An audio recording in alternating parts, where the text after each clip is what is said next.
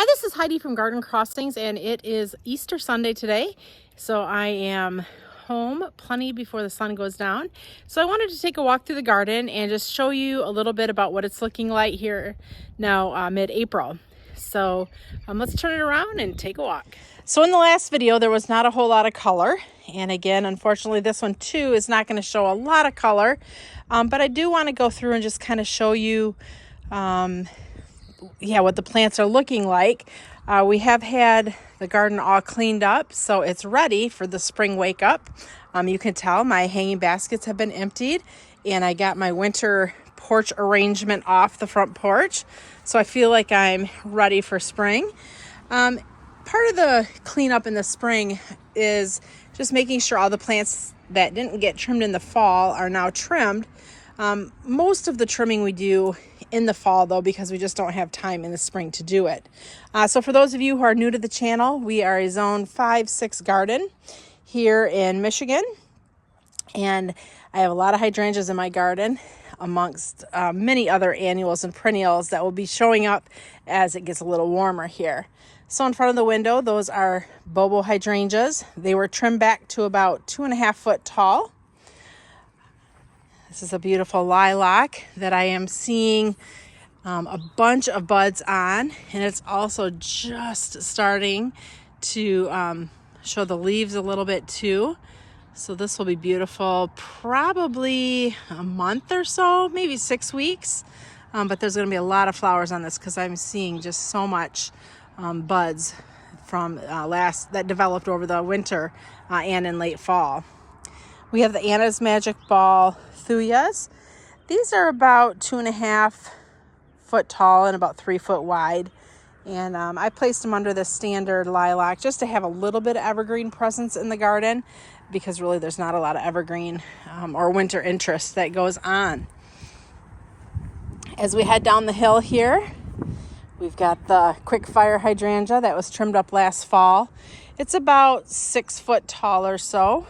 It was about 8 foot, so we took about 1/4 of it off when we shaped it in the fall. Heading down the hill here, we've got more Bobo hydrangeas that were trimmed, along with our butterfly bushes. Those just got trimmed. These are the Pugster butterfly bushes. Now that it's spring, we went ahead and trimmed those back to about 12 inches. So for the winter, we left all the old foliage on those.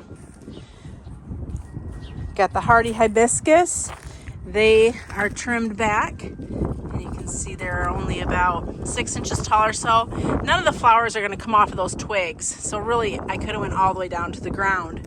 One thing to point out with hardy hibiscus or rose mallow is they are going to be one of the last things to emerge in your garden. So don't be afraid if you're not seeing them when everything else is greening up, because they're going to be last to emerge, but once they do, they really put on a show. This here is a smooth hydrangea. This was cut back to about 3 foot tall. We do have some flower color. Glad I took this tour today. We've got some hellebore. So here is some beautiful Lenten rose or hellebore that is just loaded with flowers. So this is really one of the first things that shows any color in my garden. That beautiful yellow and burgundy flower. Also here on the other side of the trellis, I have another hellebore. So when the girls came through and cleaned the garden up, they removed all the old dead twigs and such. So now you can just see kind of the flowers remaining. Really beautiful purple flowers. So we have a little bit of color, so yay, that's exciting. Also in this garden that I'm kind of just standing right in the middle of, I am seeing, those are alliums. Those are bulb alliums. So those have come up. A little bit of daylily greenery going on there. We've got some stilby kind of poking through the ground. My alstroemeria is trying to come back. It got really cold though last night, like 26 degrees. So anything that was starting to come up probably got nipped pretty hard by the cold. Under the deck here, there's a little bit coming up. I can see some bleeding heart plants. They're really nice and bushy. Look at that, that's a nice plant.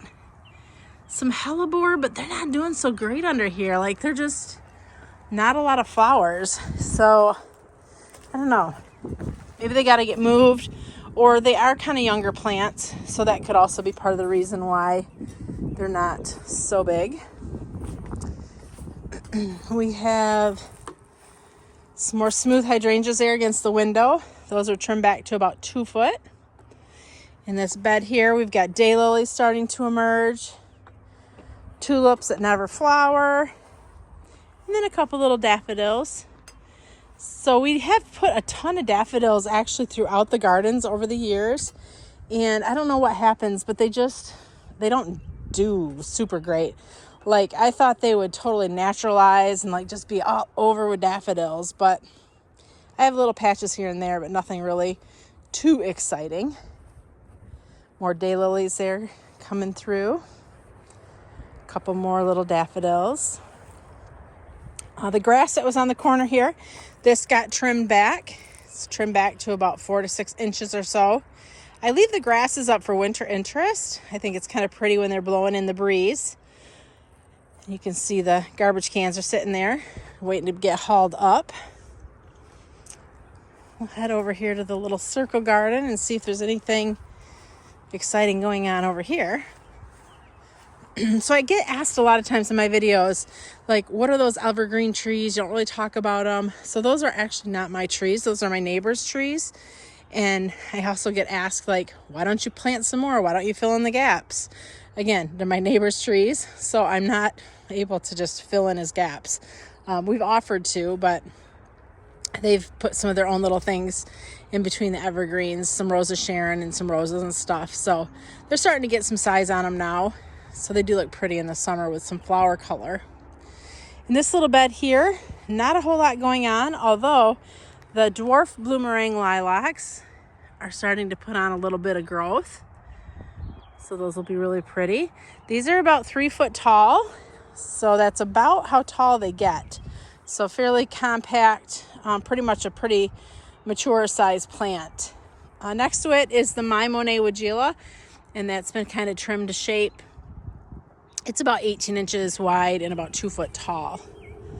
We also have the Atlas roses that were trimmed back, and they're starting to sprout a little bit. So it's kind of encouraging to see a little bit of that new growth and new life on some of these plants. Heading out back to the butterfly garden, I'm seeing some things kind of green coming up through the ground. The other thing too, I think if we compare the last tour at my house to now, is the grass is starting to green up. Like, it was pretty brown the last video I did, and now the grass is starting to look fresh and green and just springy. This here's another Bobo hydrangea. It's about 4 foot tall. A couple more of the daffodils in this garden.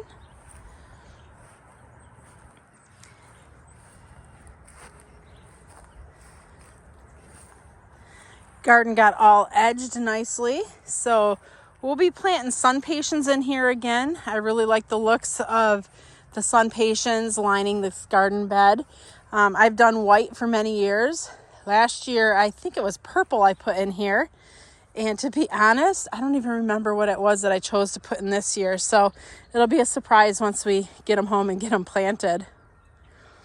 Some more of the allium bulb clumps coming up. Got some lupin starting to show. Also some sedum.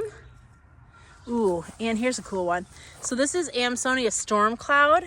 If you look really closely there, you can see the little black stems starting to emerge. So this one's got great foliage before the blooms up here. It has beautiful blue blooms, but the foliage is really awesome as well. It's been pretty windy here, and this poor little birdhouse is just kind of cockeyed. So I'll straighten it up and we'll see. I think I'm going to have to replace it or do something different. So those are cedar poles. So they've been out here for quite a while. They've held up quite well. But I think with the wind and rocking back and forth and all the water that we use in the garden, it's just starting to kind of break them down a little bit. But I really do like them in the garden because I like the splash of color that it adds, especially like in the wintertime. Some more lupin down there starting to come up. One tip I want to tell you is if you have delphinium in your garden, like this took me many years to finally do it. Delphinium that get tall, sometimes the wind will make them kind of flop over if you don't have anything that they're resting up against. So what I did probably about 2 years ago is I got a tomato cage and I placed it over top of the delphinium. So the delphinium's starting to come up, but as it comes up, it'll come up kind of in the middle of that tomato cage, which will then give it support as it gets tall. Pretty much the foliage will cover up the cage so you don't see the ugly cage, but that way at least my delphinium are upright. What you're seeing here, this is a tall flax that is definitely spreading. I'm not sure of which one it is, so I apologize. It's not your typical tall flax though. So maybe I can pop it up on the screen what it is. But you can see it's definitely a spreader. And here's another one here as well. Actually, you know what? Here's a tag. Let's see if we can see. Oh, this is a opening act. So opening act blush is this particular one. And then the one over here is another form of opening act. So that one definitely is a little bit of a creeper. Spreads out. But, I mean, these plants are pretty old. I think they've probably been in here at least 6 or 7 years. So, I mean, that's how far they've grown in 6 and 7 years. So, not super bad.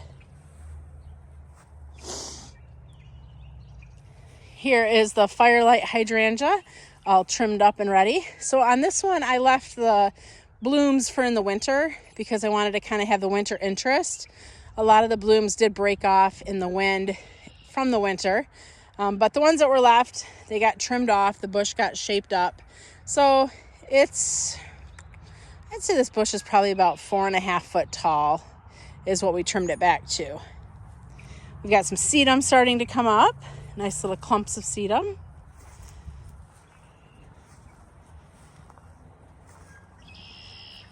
And in the back corner here, this is where the hosta garden is. We'll see if any hostas are starting to come up. For the sake of the hostas, I hope not, because we still are probably going to get some cold weather.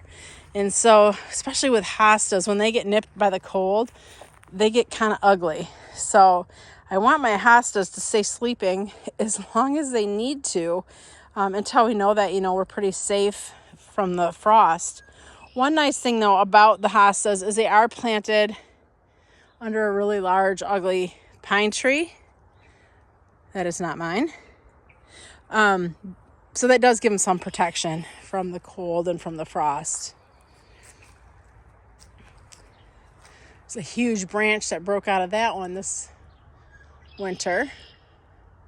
It's starting to look a little rough, but it still gives some shade, so that's nice for this area because it's about the only real shady garden spot I have. As we take a turn,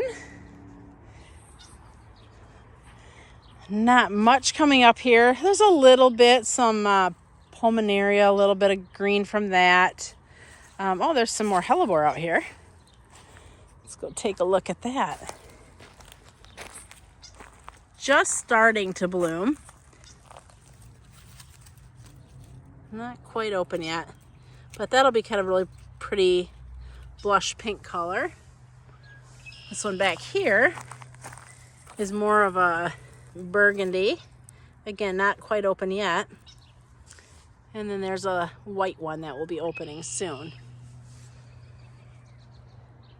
So this area here, let's see, some bleeding heart starting to wake up a little bit. Not sure what that is. Looks like a grass. And then there's some heuchera and stuff that are just kind of starting to wake up. Oh, rhododendrons. Don't even bother, Heidi. So the deer, they pretty much took care of that. So we will not be getting any flowers on our rhododendron this year. Some daylilies across the top there that are green. Let's go take a look at the creek. So every year I feel like we lose more and more of our ditch bank, and this year we've lost quite a bit. So it's just a nice shallow creek. It's probably only maybe 6 inches deep, but when it rains it really fills up. So when the kids were little, I had to make for sure that when it rained they didn't come back here, because this would be kind of a raging river. But when it's just like it is now, when they were little, it was a fun place for them to play and catch little minnows and stuff. So just kind of a fun little spot. So the deer that I'm talking about, they kind of follow this top path here. Only in the last few years have we started to see deer, and we don't see them a lot, but they take this path and head wherever they're heading to, or they head down and around here. We have muck fields kind of in the area, so I think they head out to the muck fields. But this is just their path. They kind of follow the river and enjoy a few snacks along the way here in my garden.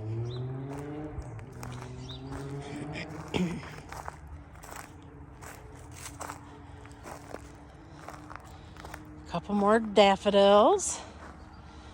This here is a pyrrhus. This is interstella. It's done flowering now, but this is an evergreen shrub here in Michigan. Really pretty in the late fall.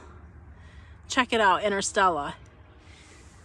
We've got some heuchera, maybe heucherella, red rover. So that's a beautiful little splashes of red we're seeing there. Allium serendipity, right in front of us there, starting to emerge. This area here has some hostas, and then the daylilies there. So a lot of daylilies are starting to show.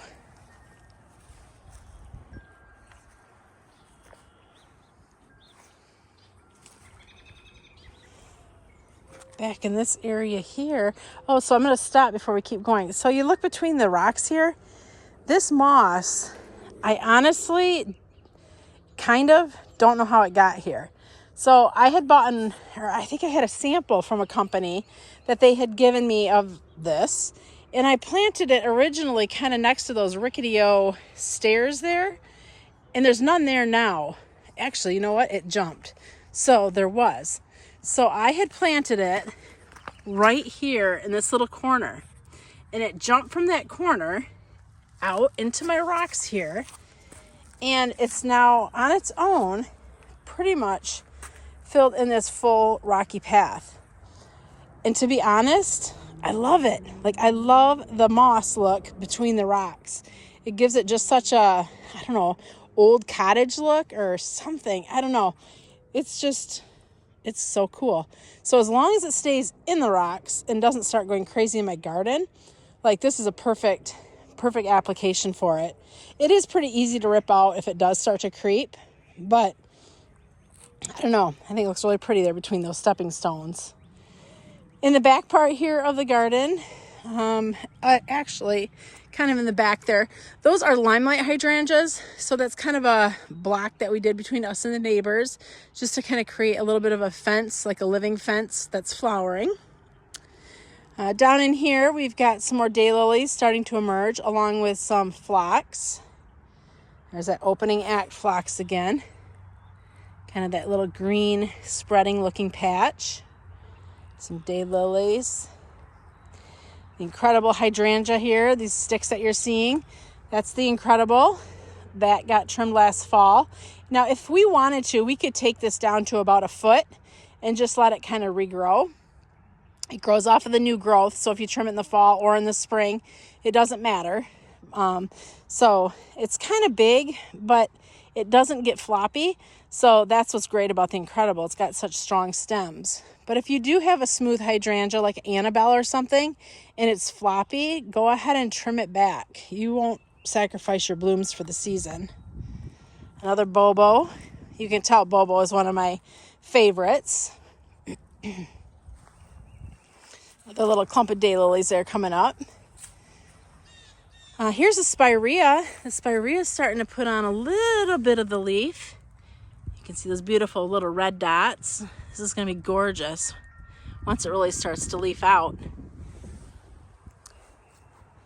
Got my trellises kind of all propped back up again. They blow over in the wind. So they're all kind of back in place. Another spirea. This bush here is a proudberry bush. So we didn't trim this one last fall because it had beautiful pink berries on it. So this got a trim this spring, and we took about 1 foot off of it. So it's about 3 foot tall now.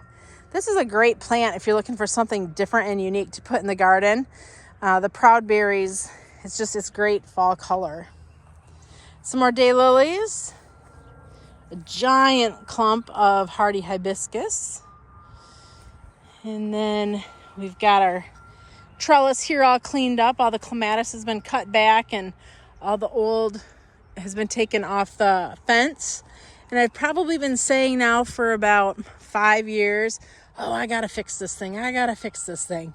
Well, when the gals were out here in the garden helping us clean it up, I said, if you've got some twine or something, I said, can you just like get this thing propped back up? So they took some garden twine and kind of wrapped it through the chicken wire and got it reattached here to the edge. So this year, as long as that twine holds, I'm not going to have a floppy trellis. So that's pretty exciting.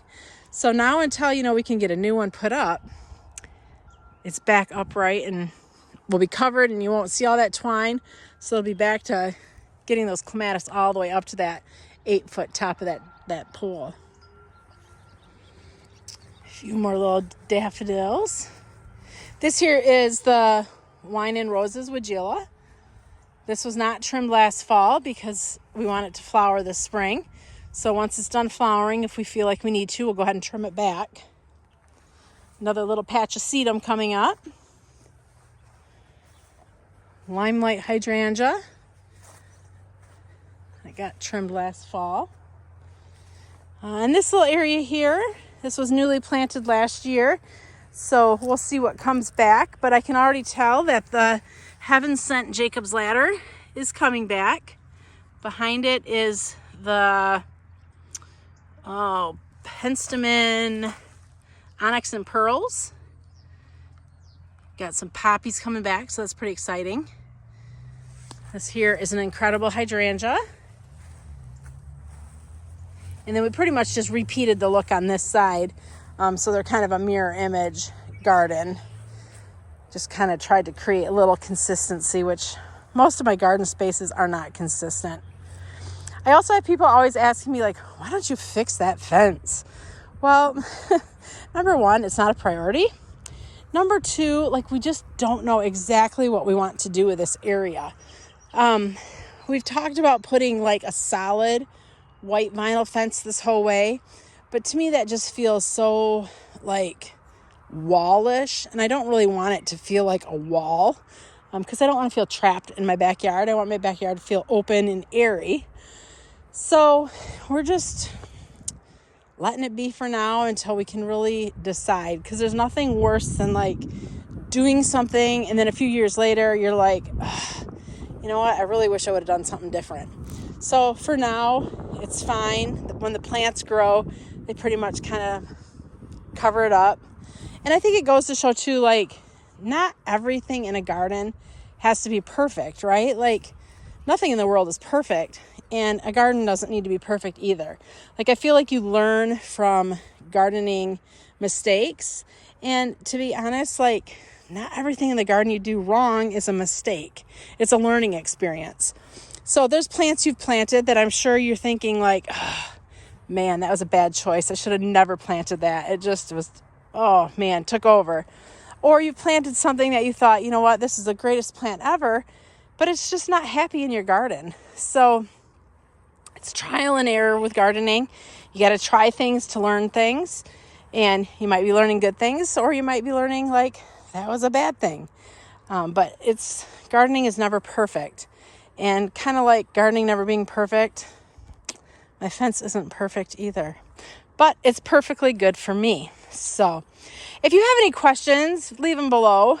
This tour, not a lot of color yet, but hopefully maybe at least some information that was useful to you. More color will be coming soon, like I promise. Spring is waking up and all the plants and flowers will soon be waking up as well. So as we wait for that to happen, continue to follow along. I'll be getting in the butterfly garden again, the butterfly house garden, which is an indoor garden that we have and a place for butterflies. So that usually wakes up about 6 weeks before my outdoor garden does.